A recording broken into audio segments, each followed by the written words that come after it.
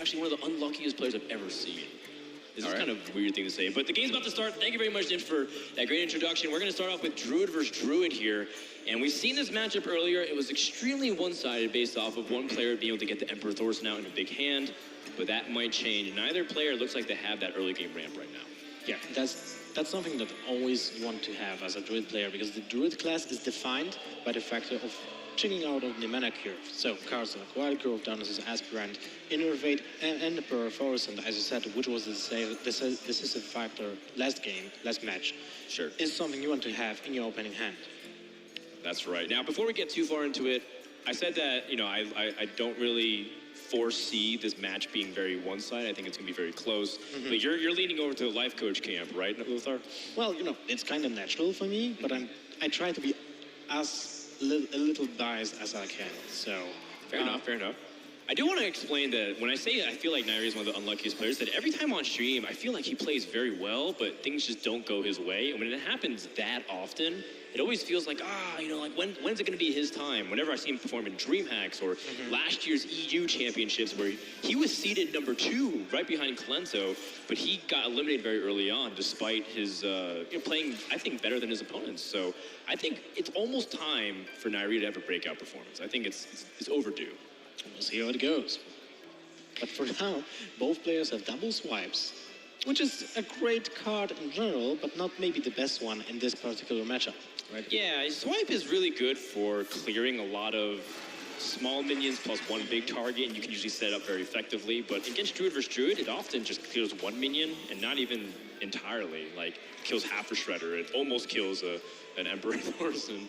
Exactly, and the problem that the Druid class has in general in matchups like that is the fact that they have to deal the damage themselves. There's no removal. There's no hard removal like, let's say, Twisted Nether or Siphon Soul. Hard removal like Twisting Nether? All right, Lothar, you're trolling me. Well, you know, I would really love to see this card in this tournament, you know? Yeah, it's sure. so beautiful.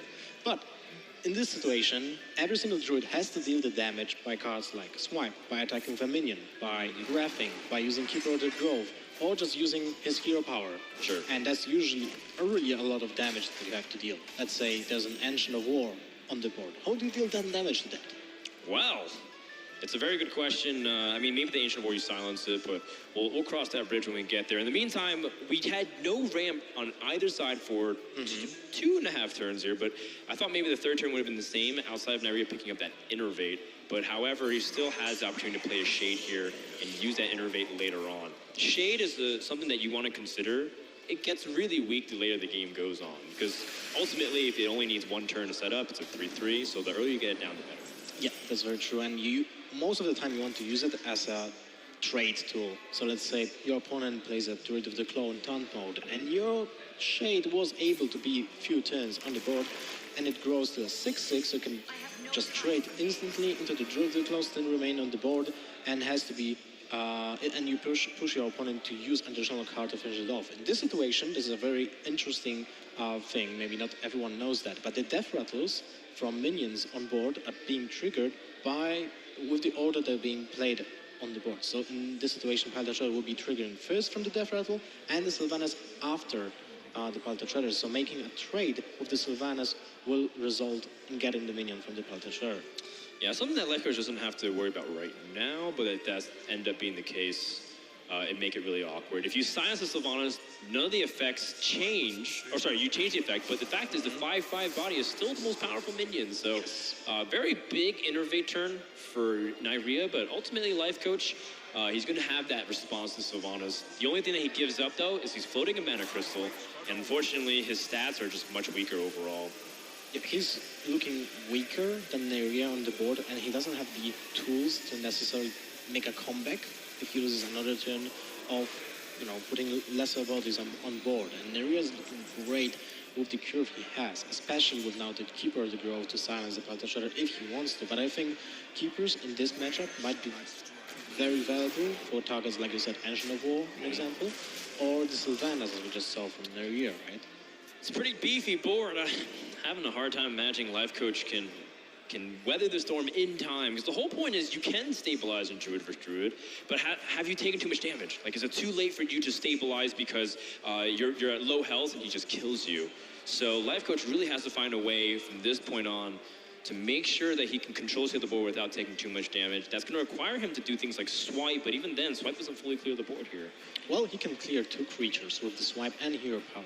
So that's one option, and I think that's the best option this turn. But as you said, maybe we should explain why you usually die when you take 2 damage against the druid, because there's a combo looming on turn 9, which deals 14 damage just by playing 2 cards, Force of Nature and Savage Roar. So this is usually the mark you're not happy going through that line, right? Yeah, you generally don't want to dip below 15 health.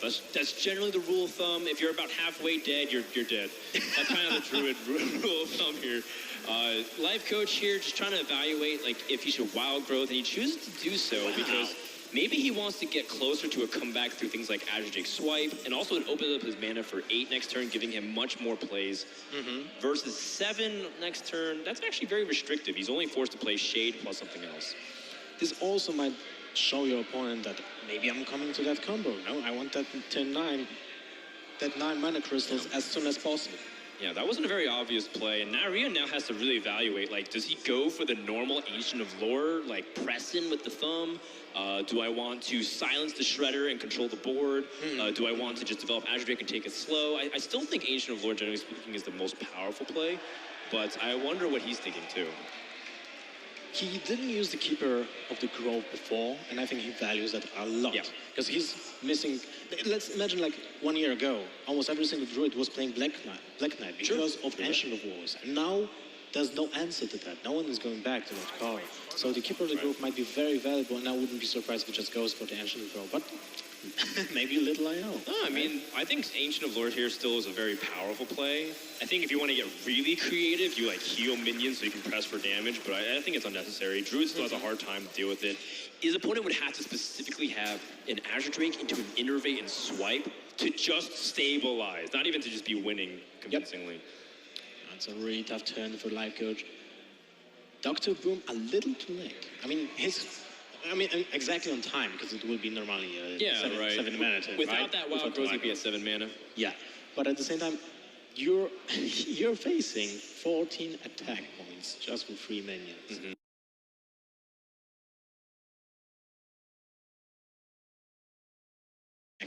Just with 3 minions. And you have no easy way of clearing those minions. Yeah. I think, well, if Lifecoach picked up Innervate, it would have been fantastic. However, now he can still clear 2 minions with Swipe and play a Pilot Shredder, giving him a way to contest the Ancient of Lore. Not to mention, you still have a minion on board because Pilot Shredder drops a 2-mana minion after it dies. Yes. It is random, though, so you're not really exactly in control all the time. But that's something that you can't really account for when you're the one trading. Of course. So I feel like that might be his best course of action.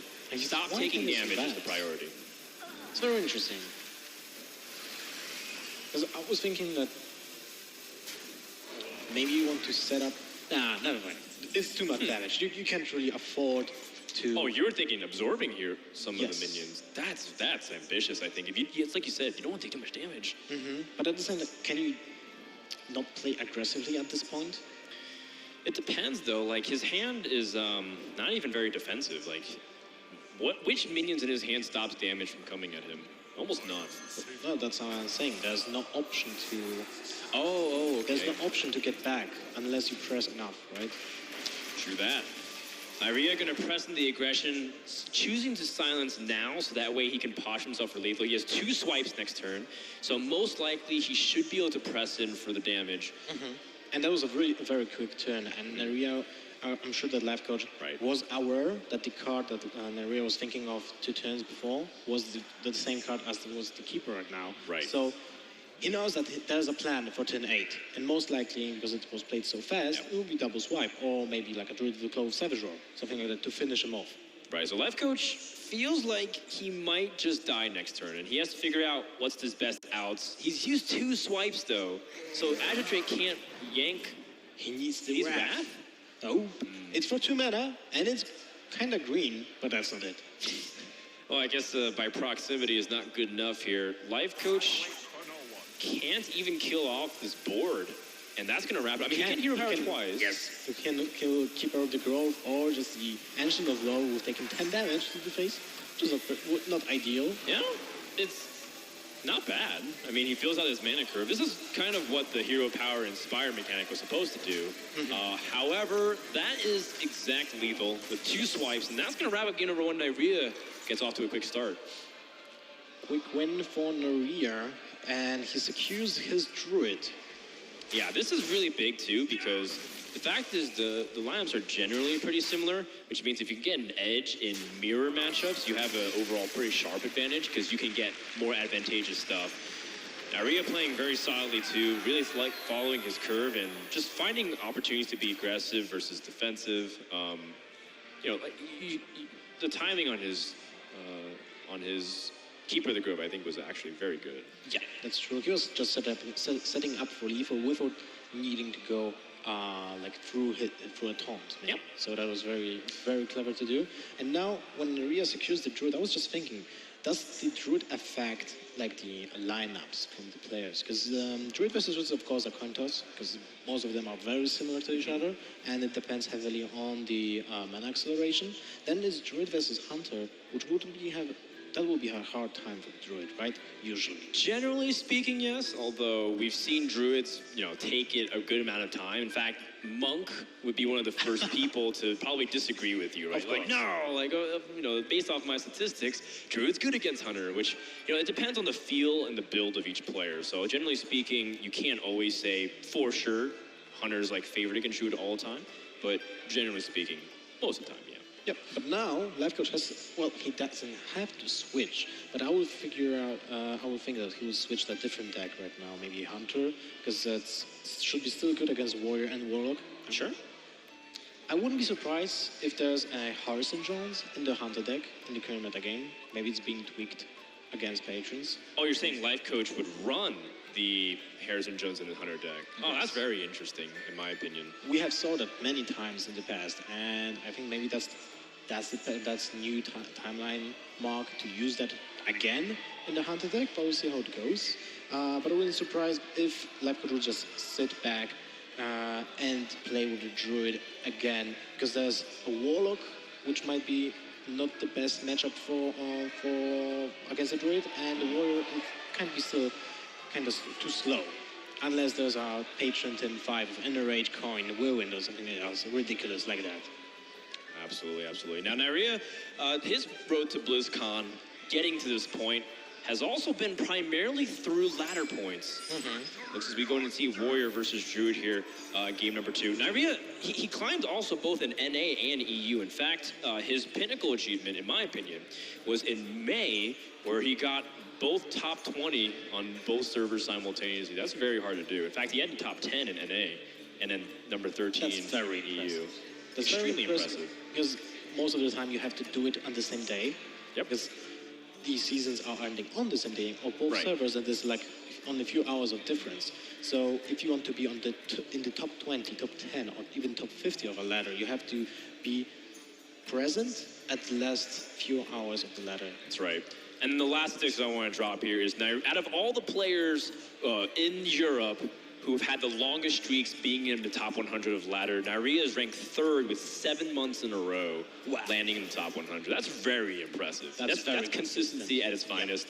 But there is one player here who is more consistent, but I'll talk about him when he shows up. I kind of want to save the best for later. Of course.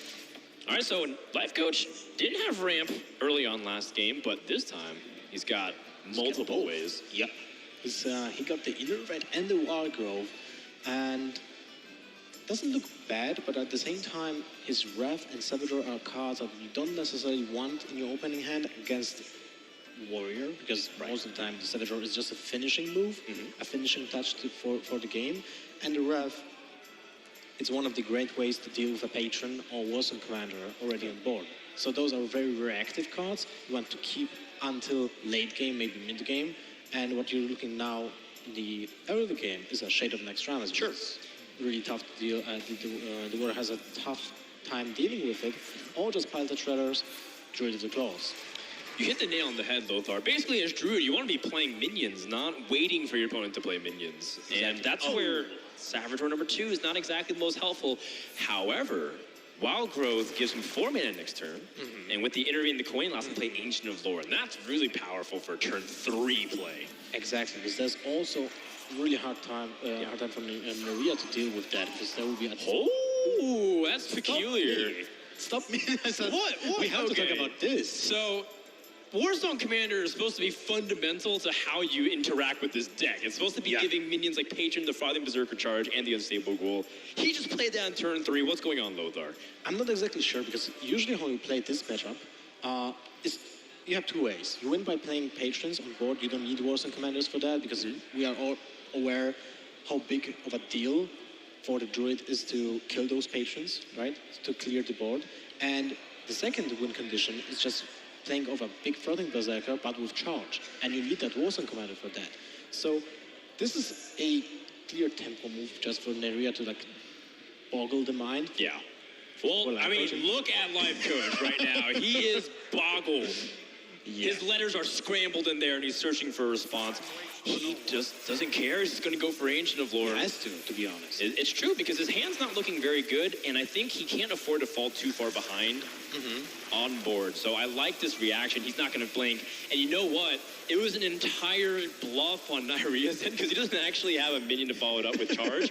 He's got Deathbite, which is what he wanted to do anyways, right? Yes. He wanted his opponent to remove, and if he didn't have a minion to play, he would Deathbite whatever small minion would come out, or the face, and then set up for a Grim Patron. Exactly. I really like this clever move from Neirea. It was a total bait, but Lifecoach didn't blink, because he only had 1 play anyways. Too bad for him. Yeah, right? Well, I mean, he did have another play. He could have removed. And you know what? Neirea's not setting up the Deathbite, because he doesn't actually have ways to combo more than just 2 Patrons. He wants to get that inner rage. And he doesn't want to be weak against Harrison Jones in this situation, because you're like being 1 turn behind then, and you just use the Execute. Ooh, that looks interesting. Interesting. So now he can Darnassus, Aspirin, and Wrath. Actually, it will get removed, though. I was thinking about setting up for Boom next turn, but of course. You know, it's not going to be. It's like too optimistic to think that the Darnassus Aspirin will survive, right? It is, but at the same time, you're pushing your opponent to use a weapon. And right. If you want to bait him out, that's like the best way. True. But in this situation, Lifecoach doesn't necessarily want to see a weapon, right? Yeah, it's too threatening. However, he did use 1 Execute. So if you set up for a big minion, he is less likely to be able to deal with it. Like, how do you deal with Dr. Boom if you use your Execute? Sorry to interrupt you, but there's one problem also. Like, there can be just a Patron this turn. Imagine there will be an Inner Rage also.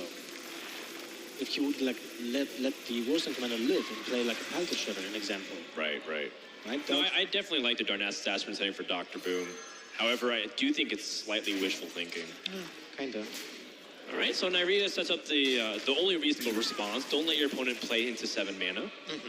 Generally speaking, Druids have only 1 minion on 6 mana. It's the Emperor Thorson. And even then, some Druids have opted to cut it. Well, maybe Sylvanas. Oh, you're right. Sylvanas.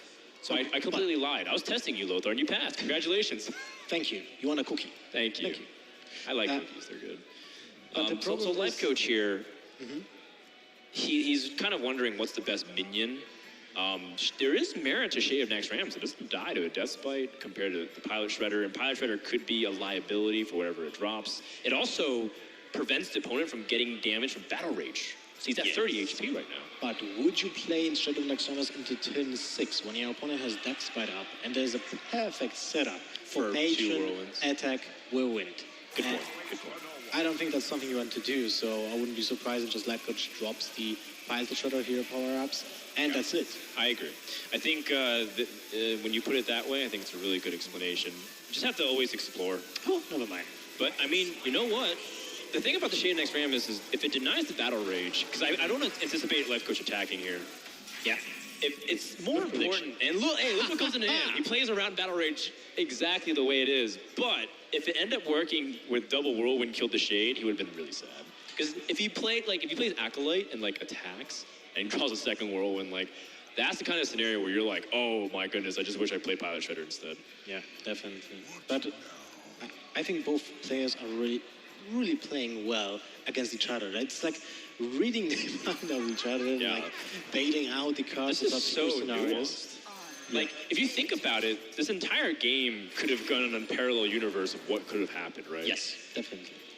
Because of so many play arounds. Oh my goodness. Harrison Jones' huge draw. It allows you to disarm the weapon. But is it important to kill the first one right now, or do you want to save for the second one? Because the second one, I feel like, is more crushing. It is, but the second one might not even appear in the game. Would you risk that? Well, considering the alternative is playing Dr. Boom, I would say so. Because the problem is, not only is Harrison a weaker play on the board, but this is the best time to play Dr. Boom before your opponent can take advantage of the 1/1 boom bots or do other kind of stuff with like big charging damage. Right, with Warson Commander and Patron. Exactly. So I think Dr. Boom overall is just the better play on board. And Harrison does still have value as the game goes on. That's very true, but I think like Lifecoach might be digging into a prediction that Neirea doesn't necessarily have anything that is close to a Patron or Froling Berserk in his hand. True. That also is a possibility. So, and Harrison is still along the lines of like, well, I'm going to make sure he doesn't get Battle Rage value, you know? That's also true. Okay, fair enough. But Dr. Boom is like almost too good to pass up sometimes.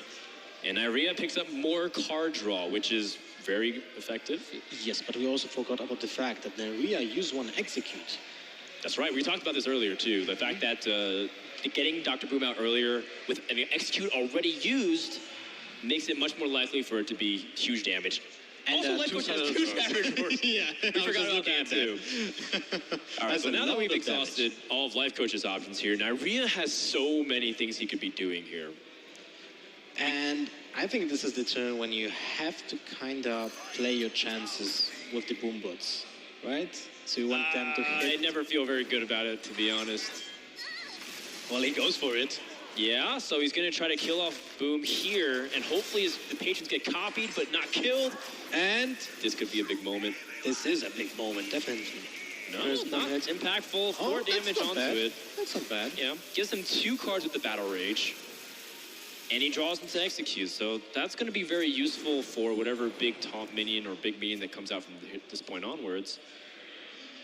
Ooh, that's a good pickup, because now he's able to dish out 14 damage just from hand without any kind of cards in the board. But at the same time, we know that most of the European players, when it comes to Patron players, are not using Brawl. So that Shade of an Extremis has a lot of value, a lot of potential damage.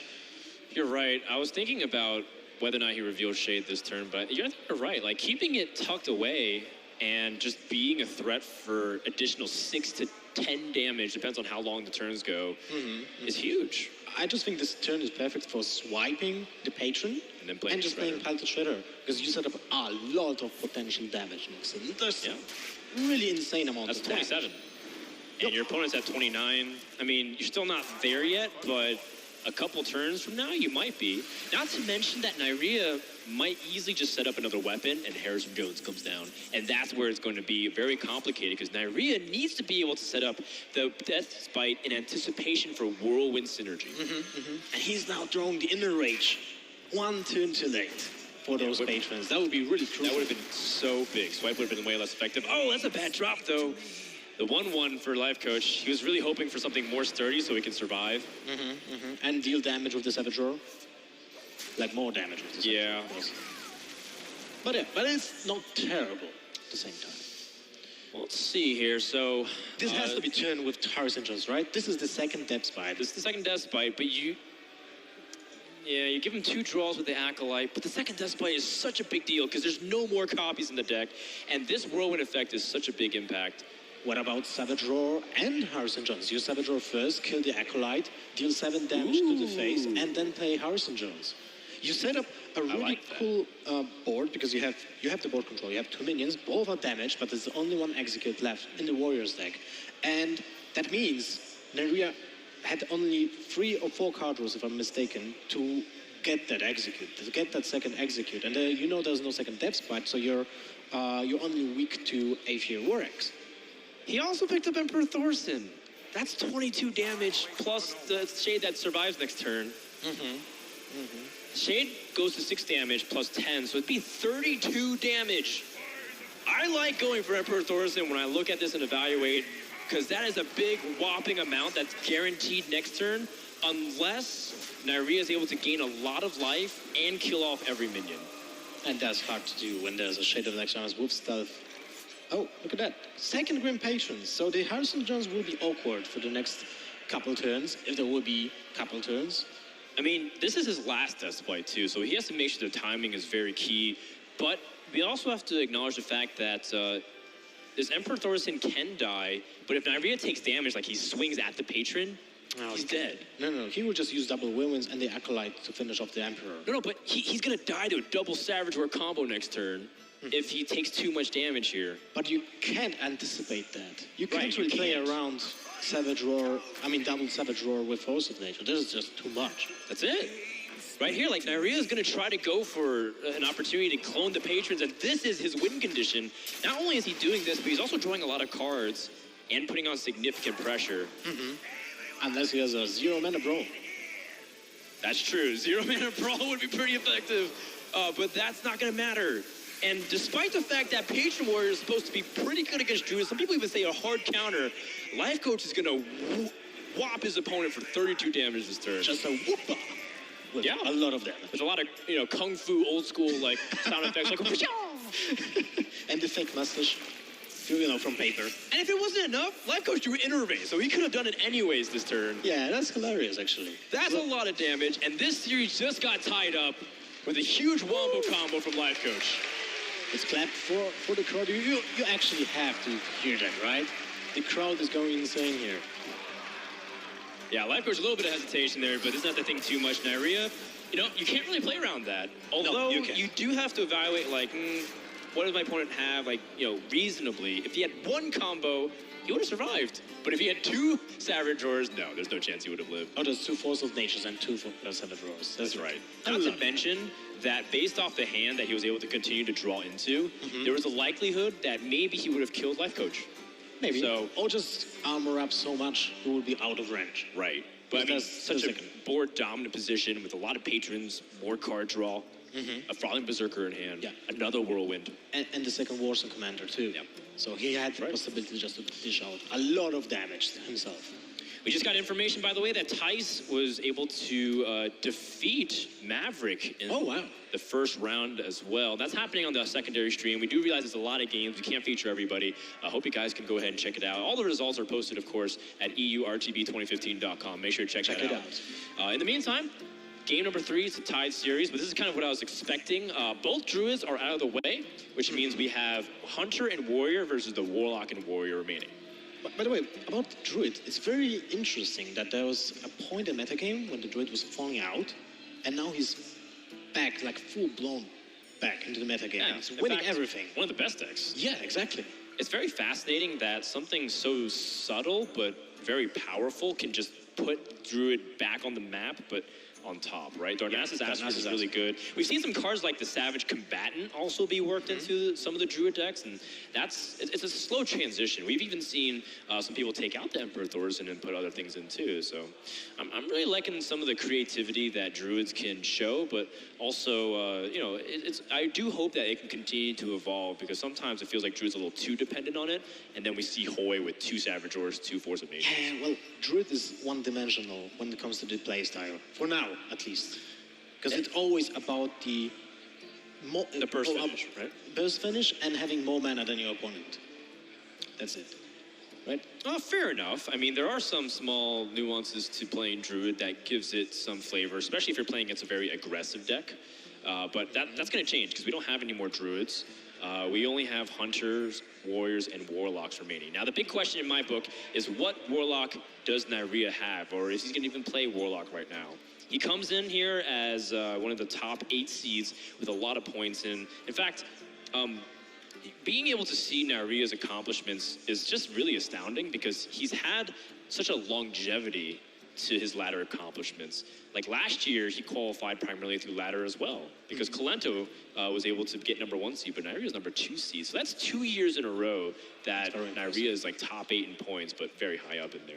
Yeah, that's very true. And as we talked before, Neirea is hungry for blood here. He's thirsty for blood. He wants to win this game, so I wouldn't be surprised if he goes really tough on Lifecoach right now. That's right. Meanwhile, Lifecoach, on the other hand, we were talking about Neirea had 7 months in the top 100. Lifecoach is ranked just under him with 6 months. And of course, Lifecoach even mentioned in his interview segment that he was not really always focused on ladder, but whenever he did very well. In January and March, he both placed practically top 10. And then, of course, he was able to win things like the Viking House Cup number 3. He was getting, top. And that gave him 100 points. Yeah, he got into the semifinals with like the Deck Masters. He plays top 8 in a bunch of tournaments like Assembly, the Legendary Series, Katowice. Very accomplished 2015. In fact, people were always talking about Lifecoach last year, and he didn't get very much deserved attention, but at DreamHack Winter last year, that was the turning point. He started performing very well at every tournament he has appeared in, and from that point on, now everyone's associating Lifecoach as one of the best players in the world. Yeah, he just needed the push, the final push for that. All right, game number 3, we have Warrior Mirrors. And if you are a fan of armor up passing, we've got some good news for you. There's going to be a lot of armoring up this turn, or this game, excuse me.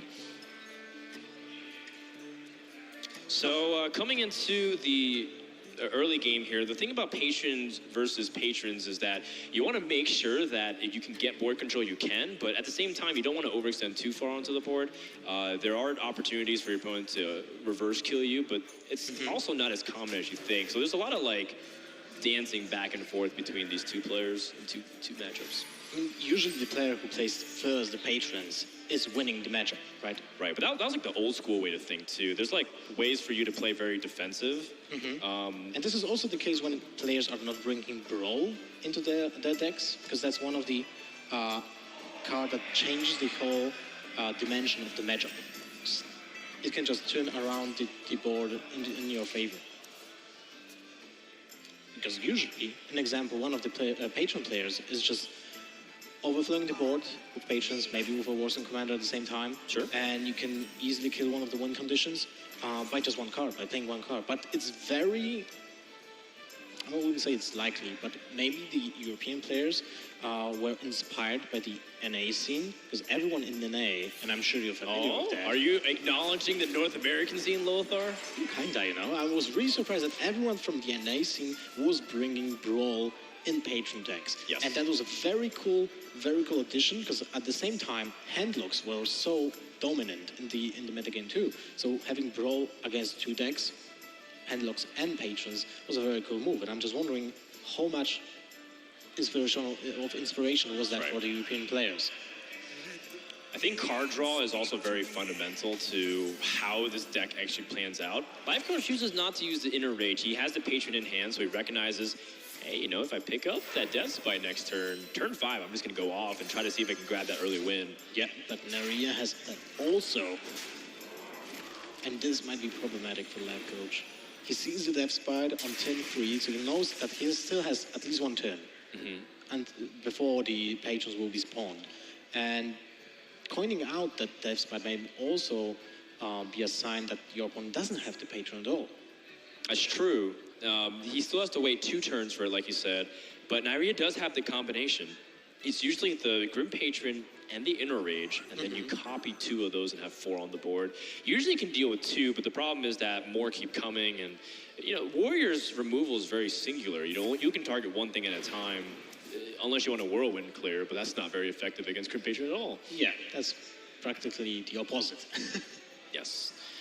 So that said, Lifecoach just uses 1 Battle Rage here, picks up an Unstable Goal, very weak. However, that does set up for the Grim Patron of the following turns. Yes, it does. I think he will go for the Unstable Goal, because his hand is really slow. And I just think he needs to take the initiative here, because he knows that his patrons will be coming first. There was already coin played. If he goes for the turn, for the Unstable Goal, now he will definitely go for patrons on turn 5. Oh, second Battle Rage instead. And that's pretty painful. Battle Rage is one of your main engines to draw, and to use it on 1 card cycle feels like Lifecoach is going to be very far behind the resource count. Wow! Big That's Game interesting. Hunter. So he's anticipating a lot of handlock. Yeah, that's true. The Big Game Hunter is a throwback card, because I know players like Zalay from North America, he liked to put it back in the day, but we haven't seen that card very popular at all. I remember the times like when Patron was kind of discovered as a really good deck. Big Game Hunters were an inclusion just to battle against those pesky handlocks. But at the same time, it's the deck is losing a lot of his effectiveness at the same time. And I'm just wondering, what did Lifecoach cut for the Big Game Hunter? Right, so there are some flexible spots. For one of them, players are starting to decide whether or not they want to include like 2 shield blocks or a shield slam, and or even loot hoarders, for example. I know Pavel likes to run loot hoarders in his Patron Warrior, so those are always interesting choices.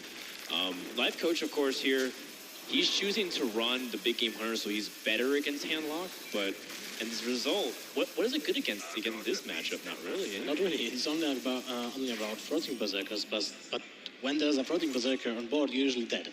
And look at Neirea's face. He was like, "What the Big Game hell is Hunter. happening?" Yeah, I was like, I wasn't really expecting this. Oh, wait. Maybe now he will be thinking maybe there's like a control warrior with battle rages. No, there's no way. There's no way. I mean, and there's no way Neirea is going to ignore this. This is one of the primary win conditions that you can find in this mirror match. Lifecoach will have to kill off one of these patrons, but find out a way to deal with 2 of them. And that's going to be tough. He doesn't even have a weapon. Yeah, he's missing that crucial tool to deal with the patrons. That's really awkward. Yeah, now one thing that you have to consider is that almost anything you play copies more patrons outside of the patron itself. I think you should just go for your own patrons, right? In this situation. There is a possibility that you can just play your own patron and copy patrons and hopefully let your opponent deal with it. But this is a really tough spot for Lifecoach. He would have loved to have that brawl instead of the Big Game Hunter, right? Sure, but you can't really be that picky because in the end you chose to put the Big Game Hunter in. Yep, of course. And ultimately, the Brawl is not always as useful versus Big Game Hunter. At least it's still a 4-2 minion that you can challenge sometimes. That's true, but it easily dies against patron decks usually because when there's a whirlwind turn, usually it's 2 damage. So, yeah, but enough of that. The card is already played, and fireworks. That's pretty huge. It is, but at the same time, you just played a 2/4 minion, which dies to the patron and spawns more patrons, but it leaves the patron at 1 HP. Yeah, exactly. Like, the whole point is that the patron still is killable by the weapon, and then 1 whirlwind kills off the remaining patrons. So Lifecoach feels like he's effectively cleared, although there's more patrons where that came from. And the damage is just piling on. You'll be lower and lower, and your opponent knows that you use 2 battle rages, so there's no need to just not deal the damage, right? What stops Neirea from playing a second Grim Patron from hand, trading into the 2/4 with the 5/1, and then just whirlwinding again? Well, he might still think maybe Lifecoach will have the Brawl because he's playing Big Game Hunter. Why not Brawl? Right? Because you only can fit usually 1 in, right? Like, how do you fit both in? Well, if he drops the Shield Slam and 1 Shield Bash, Shield Block, then maybe he has like 2 spots. True that. They are kind of defensive, so they achieve the same thing apart from the side-handed card with the Shield Block, right?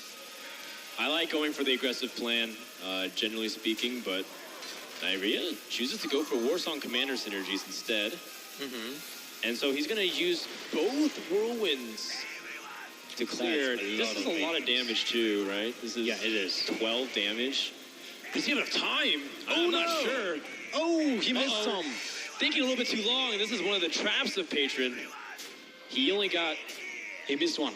Oh, he missed 1. No, he missed 2 because this one's supposed to copy. That's a rocky turn. 6 damage missed, so he will be at 13 damage mark. Okay, so is Lifecoach at the threshold where there's too many patrons and he can actually like load up on it, like slam 1 and then? Well, he can slam 1. There are 2 patrons still with full health. A whirlwind doesn't actually copy any patrons? Yes. So he can play it. Oh, he can't whirlwind though. Sorry, he can't whirlwind and play patron. Yep. Well, that's kind of sad. Interesting. It's kind of sad to watch because you're in a really desperate position. I mean, in the end, another 3/1 patron versus a 3/3 patron didn't really make a difference. In fact, it helped you, so that way you can load the board and whirlwind can kill off 4 minions. Inner Rage. Interesting. Yep. So then Inner Rage, so that way he kills that off. Yeah. And then it can't copy. So in this case, Neirea's board is full. And you know what? That extra HP might make a difference if Lifecoach survives by 6 or more, because he would be at an unreasonable amount of, or a very reasonable amount of health after this turn, versus if he took the 6 extra damage, he'd be at 11. Yes, that's very scary. Very big difference. Very scary. Now Neirea has to... Well, that's a good draw. I would just want to say he's kind of missing a big threat on the board. That, let's say, Floating Berserker would be nice, very nice this turn. But he picked up the Emperor. I was thinking you go for the Emperor Execute, because the Executes are not having that much value in this matchup. Yes and no. I mean, in this case, Execute also gives you some pretty decisive board control here. Emperor by itself also reduced Grim Patient and Warsong, which I think he just wants better options. I was just thinking maybe you should sacrifice one of the patrons, because it has already done a lot of things, right? And just drop the Emperor, because you know your opponent will have a hard time figuring out how to deal with that. It's true. But Patron itself is also a resource card too, right? So like maybe he's just counting threats, like I'm removing his threats, I'm making sure that I keep my threat on the board. Speaking of Lifecoach's, or speaking of Emperor Thorson, Lifecoach also gets his, but Well, how does this actually... Lifecoach knows that Neirea has nothing to multiply the patrons, because he would have used that this turn, right? He would have used like a Taskmaster, he would have used like a Rage. It's true. So there's no tool to multiply the patrons. So he can go with his own Emperor and just armor up and just wait one turn to see. Maybe he will draw a Warsong Commander. Maybe he'll draw a Whirlwind Effect, a Inner Rage, or maybe Depth Spike, right? Yeah, and you know, in a way, he has that ridiculous opportunity to maybe Grim Patron Unstable Cool and just Armor Smith also. Yeah, just gain a bunch of armor, control the state of the board, and overwhelm his opponent. Whoa, hold on. How much damage can he do? Has a lot of potential damage because of the Floating Berserker draw, because now he's able to squeeze for 8 mana 3 crucial cards, which are Warsong Commander, allowing the Floating Berserker to have charge, and the same goes for the patrons, which can be multiplied. And at the same time, they can just pile on the damage on the Floating Berserker. Okay, so that's basically enough to lethal his opponent if that's the case. Lifecoach has to evaluate what he wants to do here. He draws to Execute. That allows him to clear the board. He can play the Ghoul, the Patrons, the Armor Smith, and the Execute at the same time. I think I mean, at that point, Emperor Thorson doesn't provide too much value, so you don't even really mind trading it here in this sense. You do miss the fact that it can't be aggressive and attack phase, because as much as this game might stall out, you have to figure out a way to win, and right now it doesn't look very clear for Lifecoach. His opponent's almost at full health, and you have to have multiple turns to win, versus your opponent is 1 turn away from winning. And also, kind of not talking about one interesting aspect of this game. Lifecoach has no more card draw. He only has Cyclone.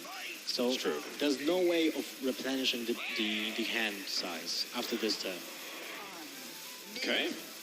So does he trade with the Thorson? I mean, it's just very hard to assume that your opponent can't kill you if that's the case. And plus, it's more minions on board.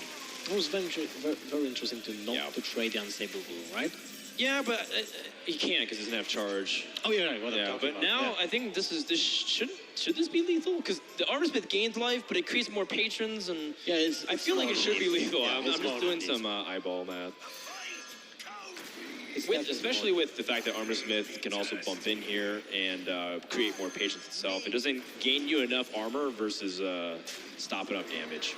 Yeah, this Floating Berserker is going to hit for a lot. That's one point, and even the Armor Smith basically has 2 attack here, because it attacks into a minion, and it gives the Floating Berserker +2. So your Armor Smith basically a 2/4 attack minion. That's right. So Neirea is going to go for a big amount of damage here. Every single patron just copies more patrons. In fact, there's no more highlighted minions on his screen, which means effectively Lifecoach is dead. So that's going to be game number 3 in the books, despite the fact that Neirea missed a few damage points here and there. He missed 6 damage. Yeah, that's a pretty big deal. But it won't make a difference with this turn anyway. No, because he's going to overkill him by a lot. I mean, it's still going on, but it's going to be enough to wrap up the game. So, very strong advantage going into game number 4. Neirea only has to win with the Warlock. Yeah, only with the Warlock, and we still don't know what kind of deck it is. It might be Handlock, it might be Demon Handlock, might be Malygos Warlock. So there are few options, or it might be Zoo. Who knows? It's unlikely to be